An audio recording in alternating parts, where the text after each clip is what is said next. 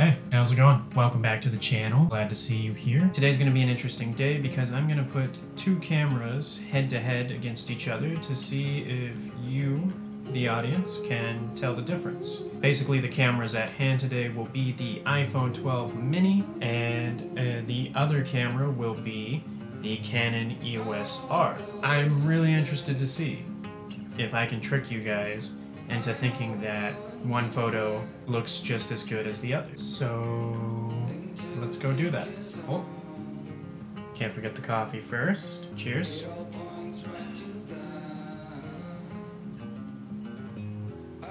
Okay, let's go. Now, for those of you who don't know this, here's some specs on the iPhone 12 mini. The iPhone 12 mini has a f1.4 aperture, which means that it lets in a lot of light, and it has a really shallow depth of field.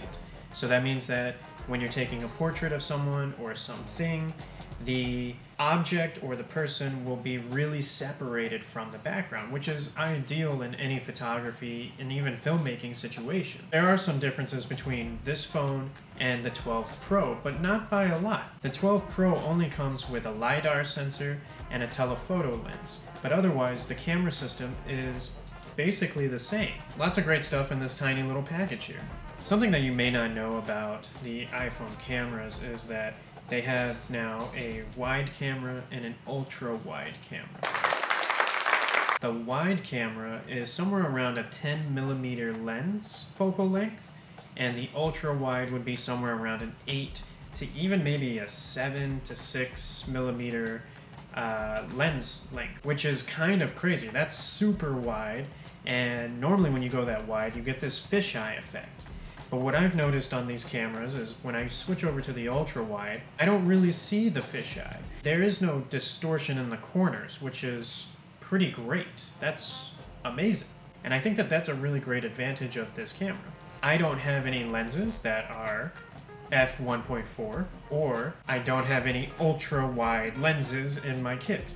On my EOS R, this is the widest lens I have. This is a 35mm, and it goes down to an f1.8.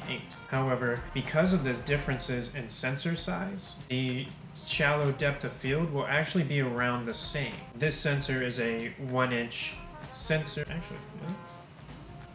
This sensor is around like 1.5 inches, almost 2 inches. That means that really it lets in a lot more light, and that shallow depth of field is going to be easier to achieve at any focal length. Okay, so what we're going to do is we're going to take some photos of this mug here.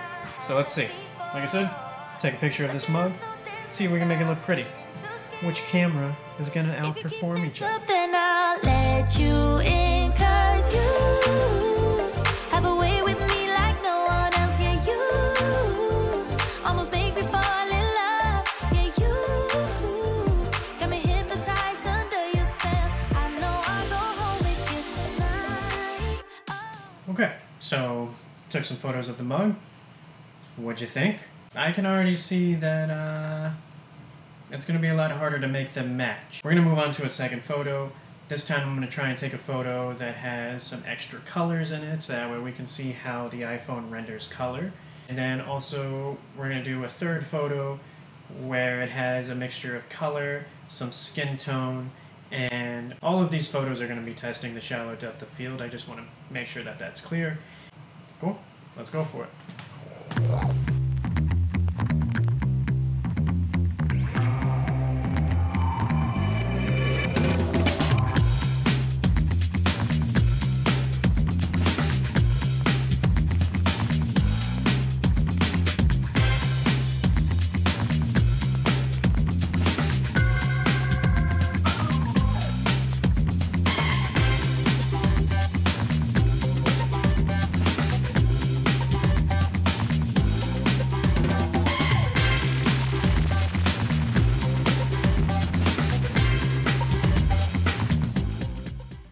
Okay, so what I'm going to do is I'm going to throw up each photo, and you guys comment below which ones you think belongs to which camera.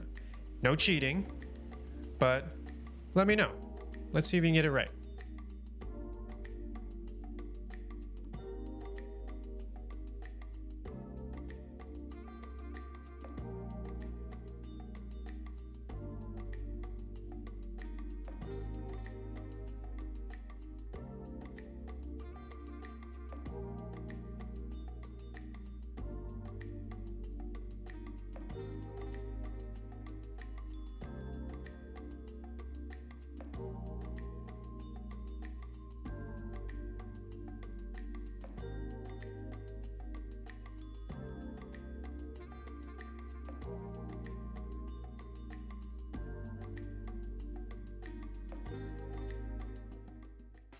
So, what'd you think? Was it what you were expecting? Did you get all 3 photos right? Could you tell? Was it easy? Was it hard? Are you shocked? Let me know.